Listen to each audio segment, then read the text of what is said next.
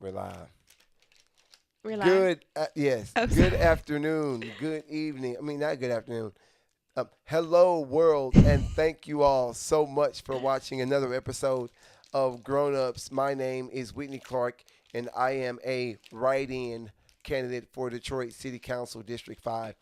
I am running for city council because I believe it is time for leaders to step forward and ensure that our seniors can age here in the city with dignity.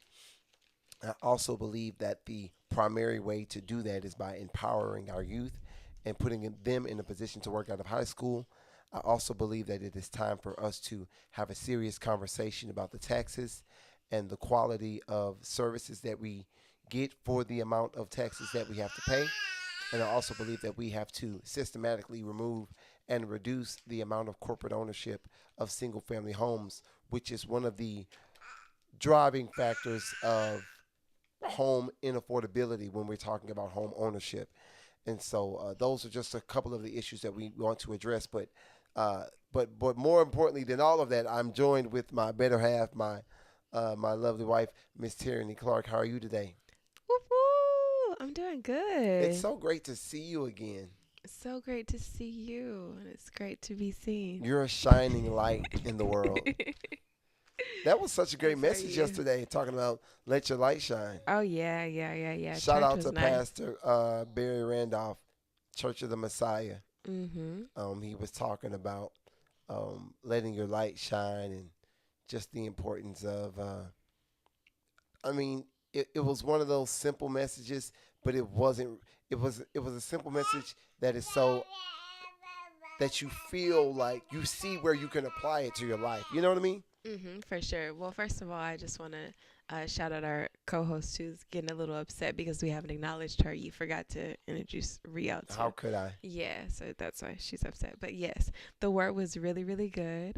And we also got the opportunity to hear, two messages, which was great at our home church, Oasis. Oh, Pastor Henderson did pretty Yeah, good Dr. too. Henderson did really well too. Yeah, So, yeah, we got to hear two wonderful words to help us get through the week. yeah, Yeah. that's great. And hmm what did the other one speak to you about? What did the other one? Um, Dr. Henderson's word I appreciated because it was just talking about, how.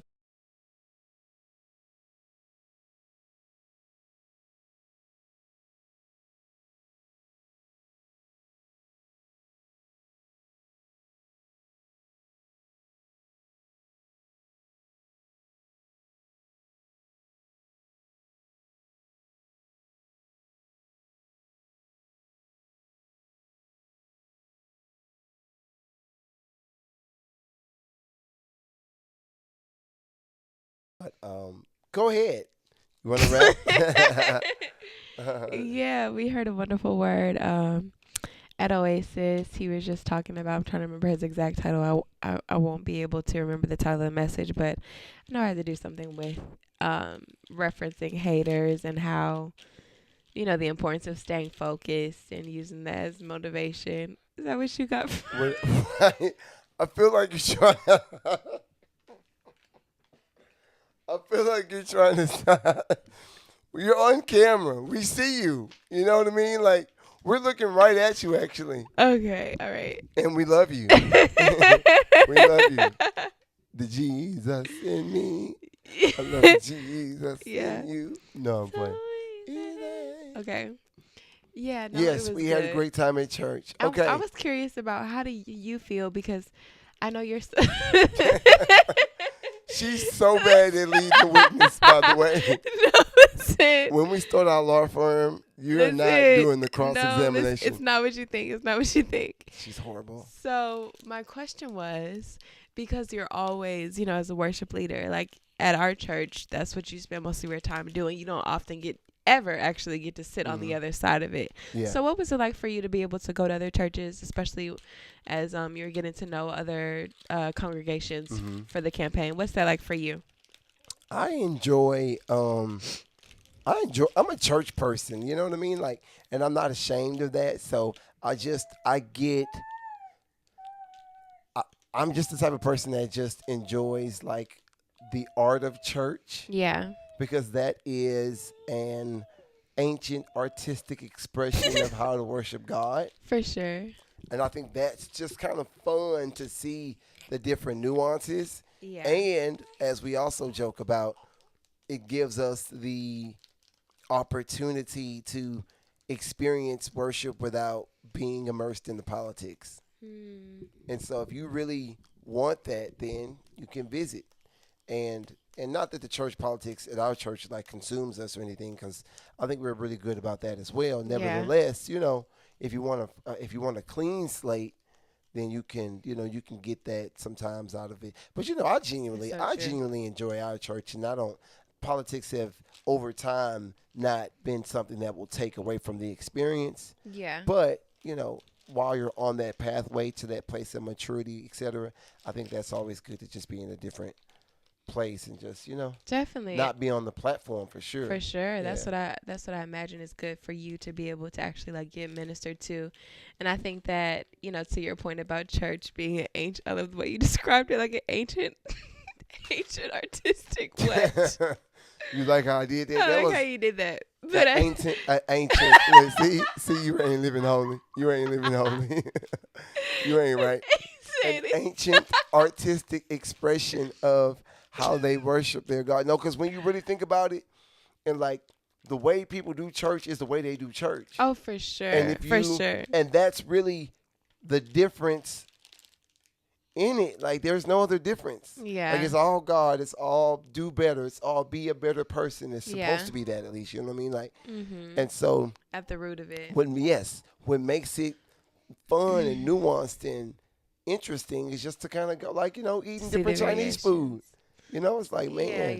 Yeah, for sure. And I think especially having, visited different churches and different places, growing up in the South and then going up to the East Coast, it is nice to be able to see the different variations in how we culturally, not even just predominantly black churches either, but like, our church in Houston was very diverse. So I love it. I love church. I also think it's important to be in other places of worship, because as a worship leader, that's oftentimes where I can get inspiration too. Yeah, I bet. I like getting inspiration, and I like just being able to bounce new ideas in different ways, because you want to keep what you're doing consistently but also fresh, Yeah, definitely. And so that's why I'm always asking myself, like, what can we add? Yeah. But that's, it also takes kind of being able to sell that vision to your team. And I think my team has a pretty bold vision. And I'm actually excited about a couple of the things that I think we're about to do, with me playing more again. For sure. Sunday to Sunday. And just kind of that whole, like bringing a group of people like that, just through ups and downs and seasons of ministry. It really is a bonding experience too. I bet. So I hope that they are really enjoying just flourishing with having live music again and really getting back to a good, because I think we can get to a good place. But I think I'm about to put some CCM on them. Got to. I'm about to put some CCM on their I've been head. waiting for it. Got to. It's time. I've been playing nice. Yeah. No more Mr. Nice Guy. No.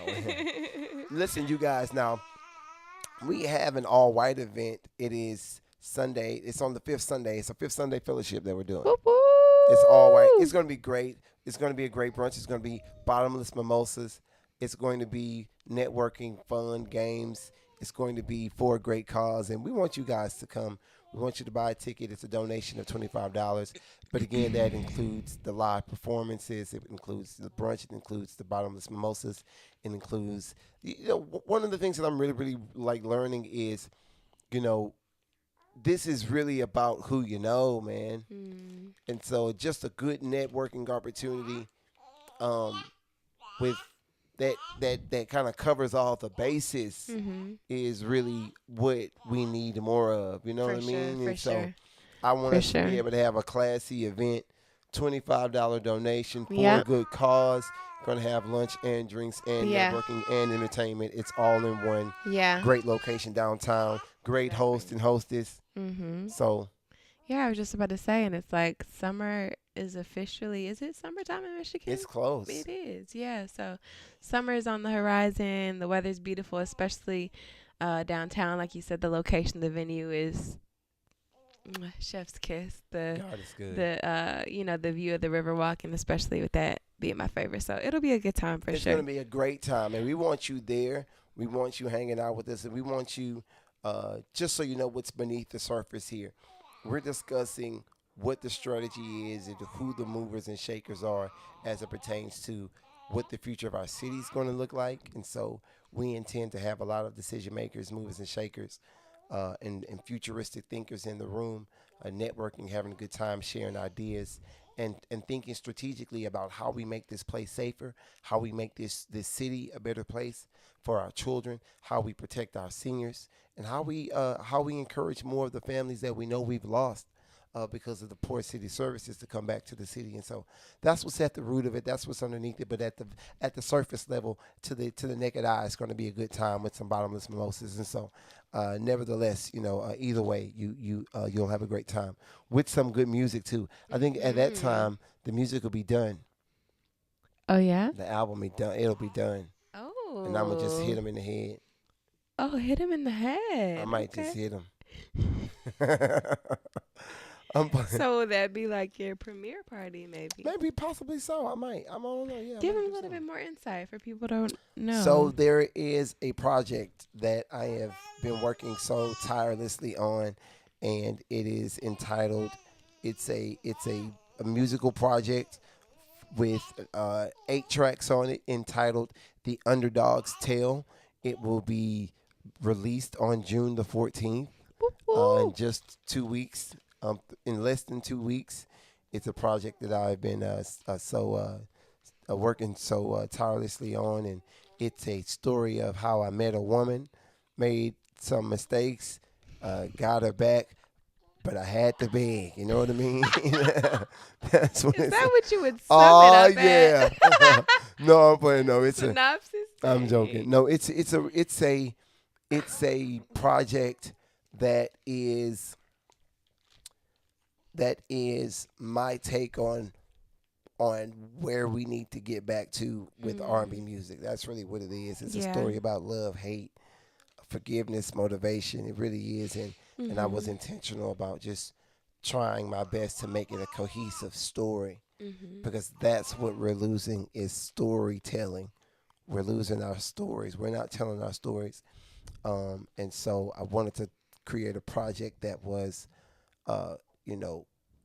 interesting songs in their own right, but together they make a cohesive story of love, of our story, really, obviously. Yeah. And so, in one way or the other, not verbatim, obviously, not word for word, name for name, but you get it. It's an artistic expression because, as you always say, art imitates life, and so that's For sure. that's obviously a theme of what we're doing here. But The Underdog's Tale, it is, I guess, my first solo project that I'm excited about. And it got some great voices on there. Aaron and Paris are going to be on there. When are you going to do your track? When are you going to finish your track? Oh wow, you just want to put me on blast like that? Wow. I'm taking it back. You're hurt. I feel hurt. I see it. And I thought my voice was replaced because I'm not a professional. That's what I really thought. Oh, did I? Is that the last thing we discussed? Yeah, you replaced me actually. No doubt about it. And she's not happy about that either. Yeah. She's not happy that you did that. Yeah, she's always best at reading the room. All right, you guys, we are so excited because we know that we are creating a pathway for economic freedom. And the way that we do that is by being strategic about where we're spending our money and who we're spending our money with. And so as we continue to move forward and press forward, because ultimately what we're trying to do is ensure that our children have a space here. That's ultimately what the plan is. And ensuring that they have a space, I believe we're going to be protecting our seniors and obviously providing a space for ourselves to retire. And so we're thinking about this long term. You know what? And so anywho, yeah, economic empowerment. I just had this squirrel brain moment thought because we've got a mayoral candidate that we're about to get ready to do an interview with. We're just waiting on the final confirmation on when and where, but stay tuned for that. We're going to be doing another mayoral interview, and I think that these are, I would say, some of the best interviews that you'll see because we have been strategic about making sure that we're asking the questions that haven't been asked in this process, because politicians are politicians and they're kind of strategic about messaging. They get asked the questions, the same questions a lot, and they respond with their story. You know, I'm a firefighter, and da da da da, and my mom was a teacher. Like, you get that a lot. But what we're being strategic about is asking the questions that haven't been asked in a candid way. And so we're excited about that. And I've done a considerable amount of studying on all of the. Yeah, she's got to get out of here. She's the problem. She's A she's problem? destroyed. She's destroyed. She's got to control it. Control. Oh, you gonna, Okay, mama. yeah, she's probably sleeping. Yeah. God bless her. Bless her. Oh, stop. You know what I mean. I love her. She's our boss. We call our children our bosses. She says it's time to get on out of here. And that's what it is. All right. So mom and Riel had to leave us. Oh, wait, no. I mean, you don't have to leave. No, you don't have to. No, you don't have to leave. Bless her heart. What? Jesus. Wait a minute. Oh my gosh. Okay. All right. Well, listen, we're living the dream. I'm getting ready to go out and knock some doors. No, I'm not. Not today. Monday is choir day. We're getting ready to go to the church here in a few. But nevertheless, we are so excited and thankful about just the support that we've gotten here for our campaign, and we want to ensure that it's our time to ask for what we want and to ask for what we know that we deserve. We can't miss this moment. We can't miss the significance of what's happening here in the city. And we can't miss this opportunity to seize the power that belongs to us. This is what it's all about. This is what it's all about. You know, every other point in the year is about what the leaders do, but the election time is about what you do. It's about you. It's not about them.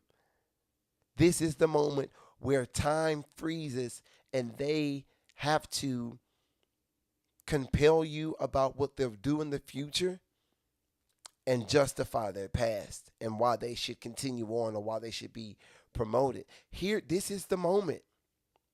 And if you think that changes should be taking place in the community, now's the time to ask. Now's the time to ask. Right? And so I'm excited about the idea that something can happen here. Something can change here. But we've got to put the right people in the right positions to ensure that we're asking the right questions and that we see what resources are truly at our disposal. That's really the thing. We've left so much on the table on so many fronts because we haven't had the type of leaders who are able and prepared to meet the moment in the moment. You know what I mean? We're always caught looking back in the rearview mirror, discussing how things could have been better if we would have done just the opposite of what we're doing, you know? But here's the moment, here's the time where we can set up the apparatus to ensure that all of our seniors can age with dignity. We all want to retire, and when we do, it's going to be ideal for us to have the next generation of our sons and daughters being responsible for our protection. But in order for us to do that, we have to set up this apparatus And a part of setting up the apparatus of protecting and providing for seniors is a matter of shrinking the size of the government, shrinking the regulatory state, shrinking the regulatory state that creates the fees and assessments and taxes and interest that is the burden for our seniors that does not allow their ends to meet. But then we also have to ensure that we are replenishing the tax base with young people that are prepared to work out of high school and start their own families.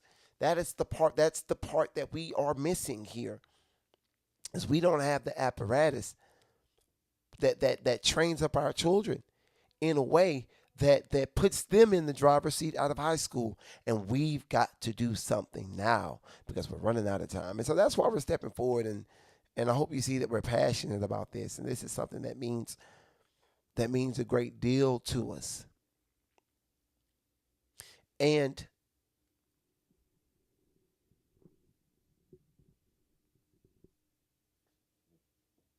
we're doing good for goodness sake. You know what I'm realizing? I'm realizing that even in a field where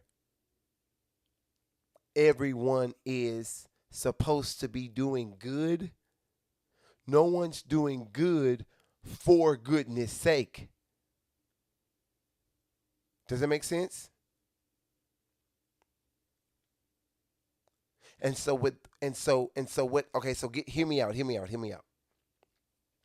It's my job to do something good, but in the sphere of politics, we know everything just moves so slowly, right? And so it's like, okay, I'll do something good. I'll help you. I'll give you, some information that is helpful to give, or I'll offer support, or I'll offer an encouraging word, or I'll offer you some insight. But it's got to be something in it for me to help you, even though the purpose is good. People are doing good in the city, but it's got to be something in it for them.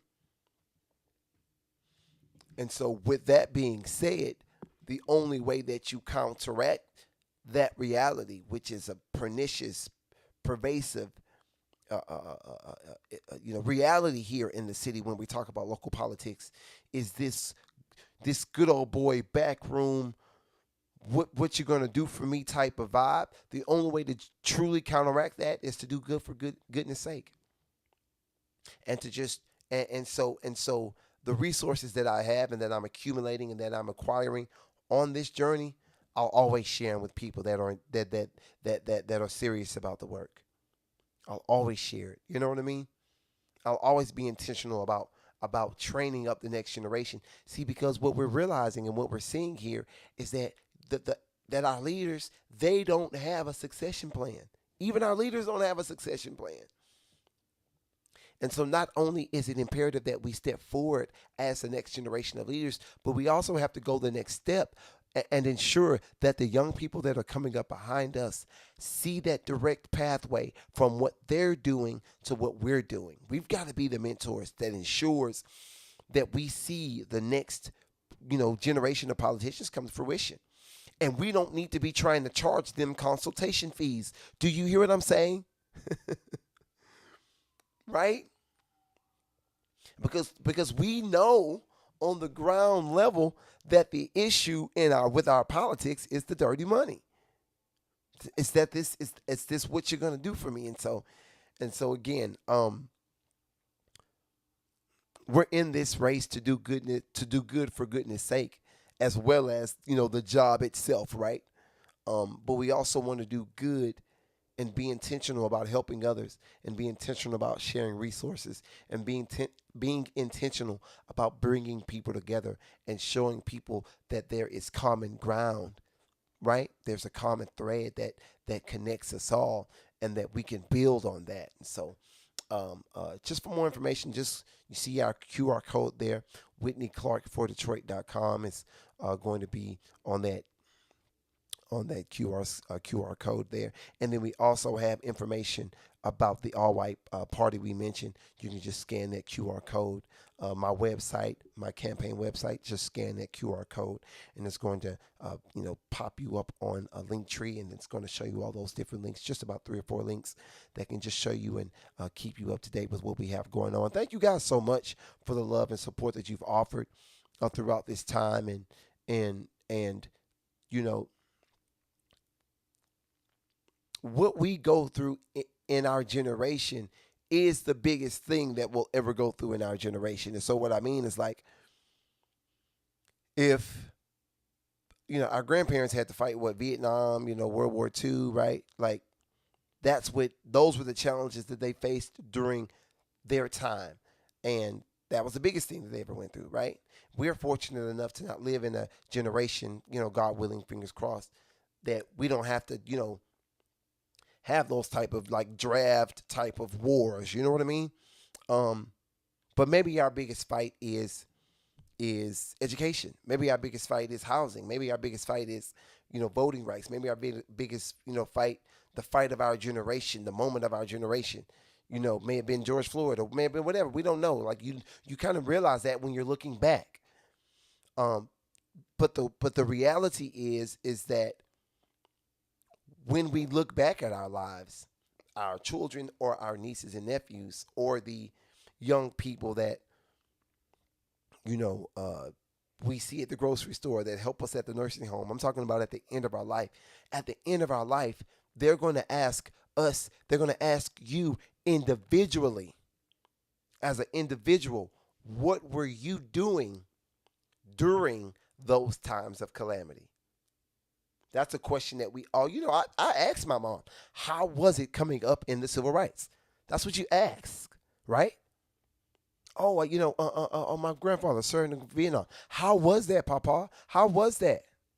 What was that like? What were you doing while you were overseas? That's the question that they ask. What were you doing? What were you doing? What were you doing while we were fighting for the future of our children? What were you doing? This is more than just online. This is the greatest, probably now, the greatest way to spread the message. But this is only where it starts. We've got to save our community by what we do through economic empowerment, by running for office, by participating in every election. We can do this, you guys. And if we do it now, we'll have the greatest impact because we'll have the greatest amount of shock to the system, right? When you first go on that diet, when you first go on ketosis and you first shock that body, you can lose 10 pounds in the first week, right? Because it's new to the body. And so if we came together in this moment, we could get anything we wanted because they've been so used to us being so docile and so complacent and so okay with the status quo. And we can turn this thing in an instant. We can, but we've got to come together. And we can do it. We can fix housing, but we got to come together. And so my question to you, my brother, my question to you, my sister, is what were you doing while this was going on? No. No one can do everything, but everyone can do something. You can do something. And as we really, really get into the weeds of how you create change, it becomes apparent and obvious that, yes, this is the best way to spread the message, but this requires more. This really requires more than just the like and the share. This requires a financial contribution. This requires you volunteering. This requires you making some phone calls. This requires you knocking on some doors. You know what I mean? This requires you kind of coming from behind the keyboard and the screen and getting out in the streets and meeting people and coming together with neighbors and helping friends. This is what it kind of requires. You know what I mean? We got to do the yin and the yang. And so the online is great. But what are you going to do beyond the liking and the sharing to ensure that our children have a better place than what we've had?